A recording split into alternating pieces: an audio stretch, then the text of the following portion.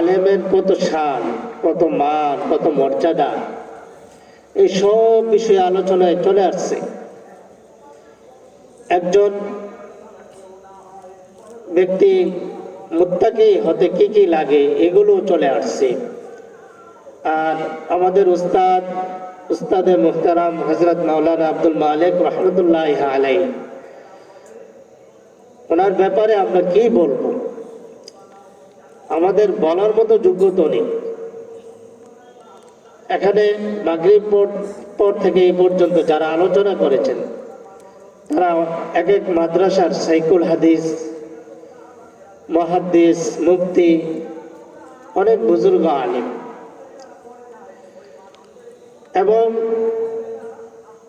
আমরা ওলামায়ে কেরাম, মুফতি, মুহাদ্দিস, বুজুর্গ আল্লাহওয়ালা, তারা যখন আমাদের সামনে থাকে তখন আমরা কদর করি না, কিন্তু যখন তারা আমাদের পক্ষ থেকে হারিয়ে যায় তখন আমরা তাদের ব্যাপারে উপলব্ধি করতে পারি, জানতে পারি তার সম্পর্কে অনেক কিছু, কিন্তু তখন আর তাকে মূল্যায়ন করার কোনো কিছু থাকে না। কিন্তু এই আল্লাহওয়ালাদের, বুজুর্গ আলেমদের জীবনী থেকে আমরা কিছু ইবরত হাসিল করব, কিছু শিক্ষা নেব। এই আজকের যে একামতুস সুন্নাহ পরিষদ একটা আয়োজন করেছে, এই আয়োজনটা একজন বুজুর্গ ব্যক্তির, একজন আলেমের জীবনের স্মৃতিচারণ করা, তার কি আমল ছিল, আখলাক ছিল, আদব ছিল, সবগুলো আমরা জেনে জেনে নিজের মধ্যে ফিট করা, নিজে আমলে পরিণত হওয়া। এমনকি আমার পূর্বের বক্তা বলেছেন যে হযরত মাওলানা আব্দুল মালিক রহমতুল্লাহ আলাইহি, ইনি এমন আল্লাহওয়ালা ছিলেন, এমন বড় ব্যক্তি ছিলেন, ব্রাহ্মণবাড়িয়াতে, জামিয়া নসিয়াতে, সবখানে এখনো হরনে হুজুর বলে। এই ব্যক্তিদের কারণে এই গ্রামেরও সুনাম ছড়িয়েছে না? এই জন্য আমাদেরও দরকার তাদের মতো আমল আখলাকে জীবনকে পরিচালনা করা, এবং যদি না পারি, আমার পূর্বের বক্তা বলেছেন, আমাদের ছেলে মেয়েকে দিনই রাস্তায়, মাদ্রাসায় ভর্তি করব।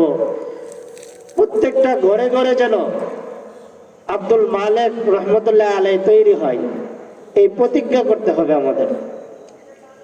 আমরা যারা এখন পড়ার সুযোগ নেই, আমরা তার আমলগুলোকে ফলো করব।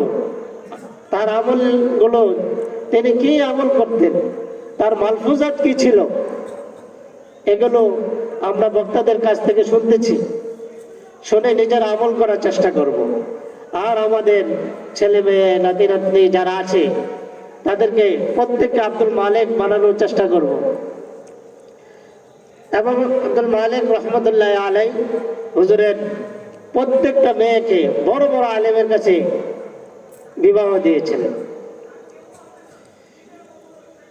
আমি দেখেছি জামিয়া নসিয়াতে একদিন হুজুরের ভাই যখন ইন্তেকাল করেছেন, জানাজার জন্য জামিয়া নসিয়াতে নেওয়া হয়েছে, জামিয়া নসিয়াতে জানাজা হয়েছে। তো কথা বলার পরে জানিয়া মুফতি নুরুল্লাহ রহমতুল্লাহ আলাইহি, রইসুল মুনাজিরিন মুফতি আজম মুফতি নুরুল্লাহ রহমতুল্লাহ আলাইহি কথা বলার পরে হুজুরকে কথা বলার জন্য দিছেন এবং জানাজা পড়ানোর জন্য বলছেন। তখন কোনোভাবেই হরেনের হুজুর জানাজা পড়াতে রাজি হচ্ছেন না। তখন হুজুর বললেন যে জামিয়া নসিয়ার এই বরকত থেকে আমরা মাহরুম হতে চাই না, আশা করি হুজুরও আমাদেরকে মাহরুম করবেন না। এই কথা শুনে মুফতি সাহেব হুজুর জানাজা পড়াতে বাধ্য হয়েছেন। সুবহানাল্লাহ। এরা বড়দেরকে কি তাজিম করতেন। হাটহাজারী মাদ্রাসার আমরা বাবা হুজুর নামে একজন মুমতাজুল করিম বাবা হুজুর রহমতুল্লাহ আলাইহি, একদিন জামিয়া নসিহতে আসছেন দপ্তরে, আমরা সবাই যে মাথা পেতে দিচ্ছি, মাথায় ফু দেওয়ার জন্য, বরকত দেওয়ার জন্য। তখন হরণ হুজুর রহমতুল্লাহ আলাইহি, হুজুরকে কিন্তু আমরা বাবা হুজুর ডাকতাম। এর কারণ ছিল হুজুরের প্রত্যেকটা ছেলেকে, ছাত্রকে ছেলের মতন আদর করত। তখন ওই মুমতাজুল করিম বাবা হুজুরের আমরা যেমন দোয়া নেওয়ার জন্য মাথা পেতে দিচ্ছি, হুজুরের মাথায় হাত দিয়ে দোয়া দিচ্ছেন, এই হরণে হুজুর রহমতুল্লাহ আলাইহি হুজুরও মাথা পেতে দিচ্ছেন। তো বাবা হুজুর একটা হাসি দিলেন। জামিয়া নসিহত উস্তাদ আব্দুর রহিম সাহেব হুজুর বলল, তিনি আমাদের এই মাদ্রাসার সিনিয়র মুহাদ্দিস। তখন মুমতাজুল করিম বাবা হুজুর বলল, আপনি আমার মাথাটা ফু দিয়ে দিন। সুবহানাল্লাহ। এরা একজন বুজুর্গ আরেকজন বুজুর্গকে চিনতেন।